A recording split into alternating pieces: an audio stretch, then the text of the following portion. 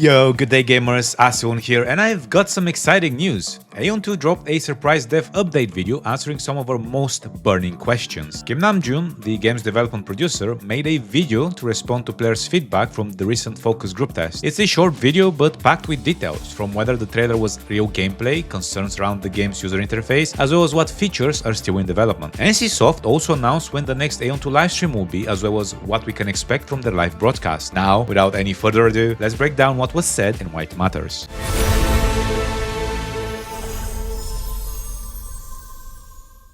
Starting with the visuals, the dev team said they were genuinely happy with how players responded to the graphics and art style of Aion 2. Their goal is to combine both Eastern and Western aesthetics, and you can see that clearly in the character design and the game's environment. But probably the biggest point they addressed was the trailer, and whether what we saw was actual gameplay. There's been a lot of skepticism, especially after other MMOs have blurred the line between pre-rendered footage and real in-game visuals. Chrono Odyssey comes to mind, where the trailer looked polished and impressive, but the closed beta felt like a completely different game. The environments were flat, the user interface was bare bones, and it just didn't match what was shown. That's why people were cautious. The development producer directly responded to this and confirmed that all of the footage in Aion 2's trailer was captured using the in-game engine and that it wasn't pre-rendered. Multiple teams across the project recorded from real builds of the game, and to be honest, even in the trailer you could kind of tell that the footage they've used was taken from different stages of development. For example, some scenes, like this one, still looks rough and unpolished when it comes to the water's physics and ambient lighting, while others, like this environment shot, feel like it comes from a game that's nearly finished. That kind of transparency goes a long way, especially in this genre where trust can be hard to come by. With that being said, we won't have to speculate for long. The second official Aion 2 livestream is scheduled for the 8th of August at 8 PM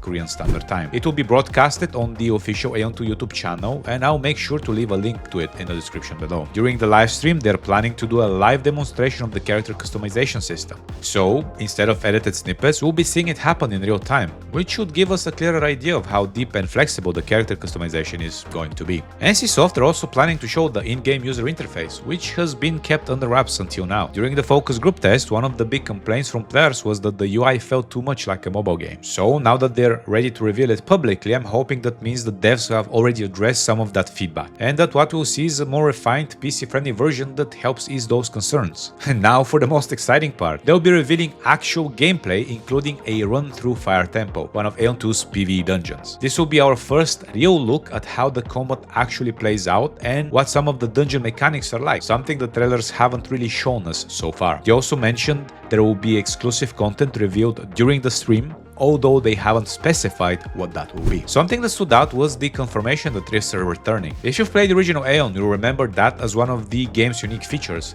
allowing players to enter enemy zones, and it was often tied to PvP and character progression. It's great to see that's being carried forward into Aion 2. They also mentioned that large-scale player interactions will play a major role, though they didn't go into specifics. But it does reinforce the idea that Aion 2 isn't just focusing on small-scale or instance content. They want a game world that feels alive and reactive, something that the focus group test couldn't fully showcase yet. What I appreciate most about this update is the tone. It didn't really feel defensive or overly scripted. The development producers seemed genuinely thankful for the feedback and clear that the team is paying attention. There wasn't any vague promise to do better, just clear follow-up actions, more footage, live demos, and direct answers. We've seen so many games fall into patterns of showing too little too late or promising features that they never actually arrive. But here, Aion 2's team is saying, we hear your concerns and we're going to show you exactly what we're building. Am I tripping on Copium and glazing an unreleased game? Yeah, probably. But look, this kind of communication doesn't guarantee the game will be perfect. What it does show is the kind of transparency players have been begging for. So, to recap, the next livestream will feature real-time character creation, a look into the user interface, as well as actual gameplay. And based on this video, it seems like they're actively listening to our feedback and adjusting course where needed. It's a promising sign, and if they follow through, it could be a defining moment for how people see this game going forward. I'll be doing a follow-up video after the livestream covering everything you need to know about Aion 2, so if you're interested, make sure you're subscribed so you don't miss out. Thanks for watching, and I'll see you in the next one.